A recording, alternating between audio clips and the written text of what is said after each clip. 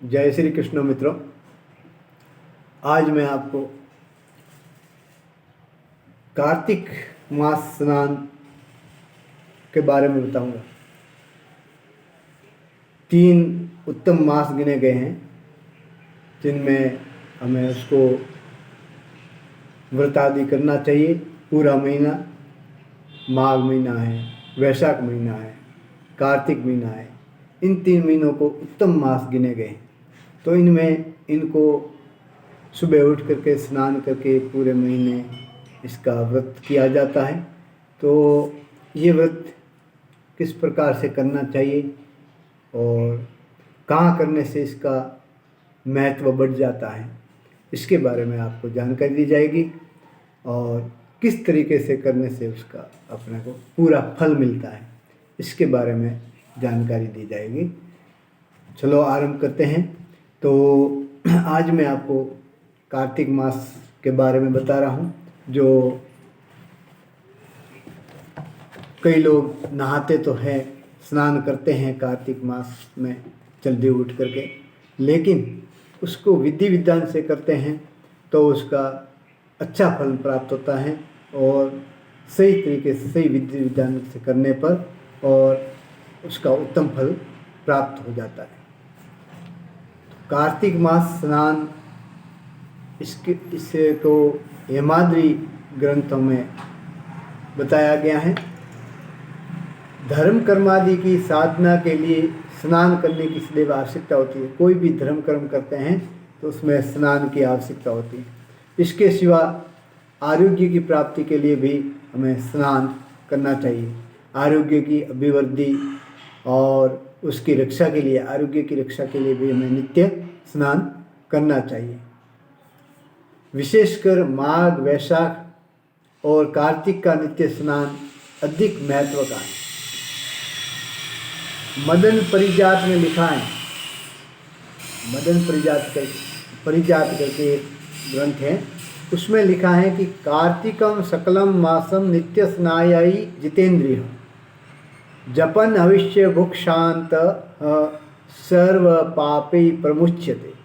अर्थात कार्तिक मास में जितेंद्रिय रहकर नित्य स्नान करें और अविष्य अन्न जो है गेहूँ है, मूंग है तथा दूध, दही और घी आदि का एक बार भोजन करें तो सब पाप दूर हो जाते हैं।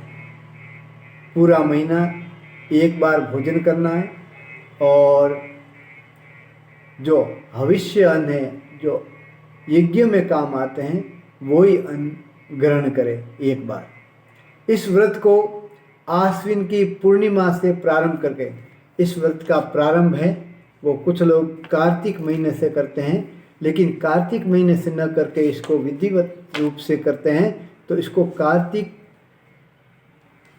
मास से पहले आश्विन शुक्ल पक्ष की पूर्णिमा से आरंभ करना चाहिए।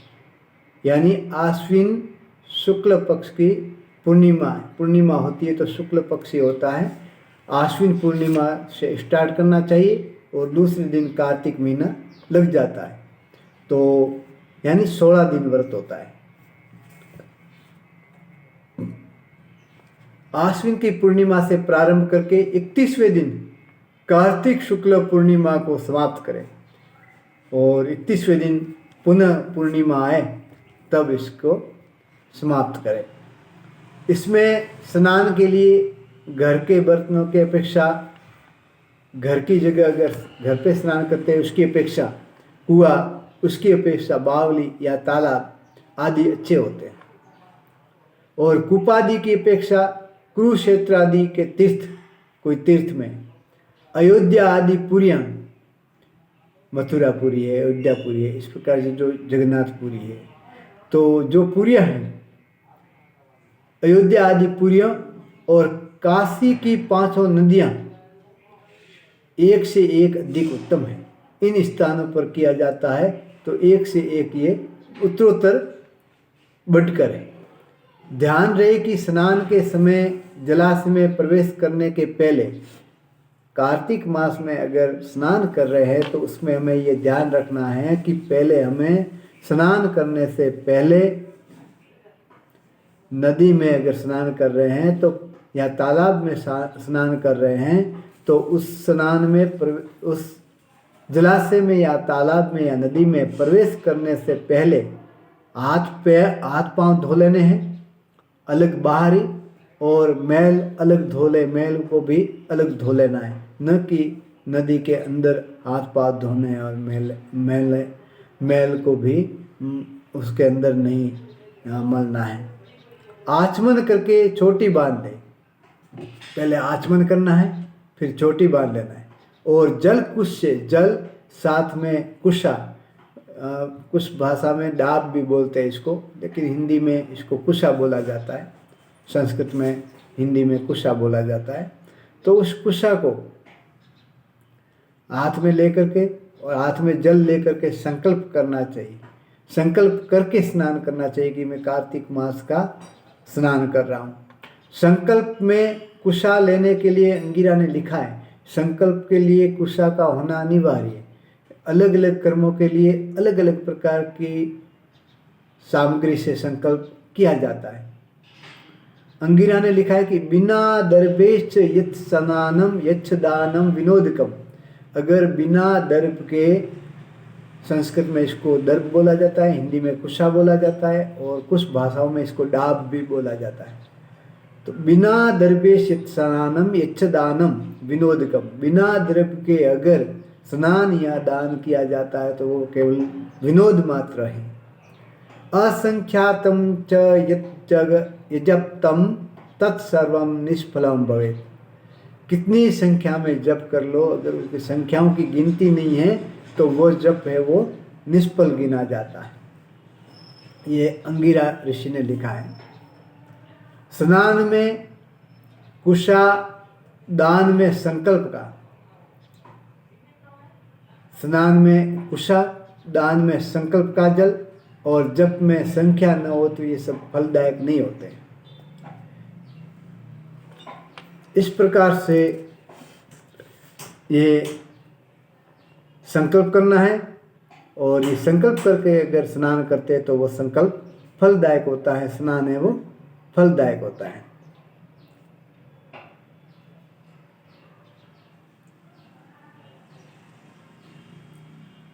भारत के बड़े बड़े नगरों, शहरों, गांवों में ही नहीं, छोटे छोटे टोले तक में भी अनेक नर नारी, विशेषकर स्त्रियां, बड़े सवेरे उठकर कार्तिक स्नान करती हैं, भगवान के भजन गाती और एक भुक्त या एक ग्रास या ग्रास वृद्धि या नक्त व्रत या निराहार आदि व्रत करती है।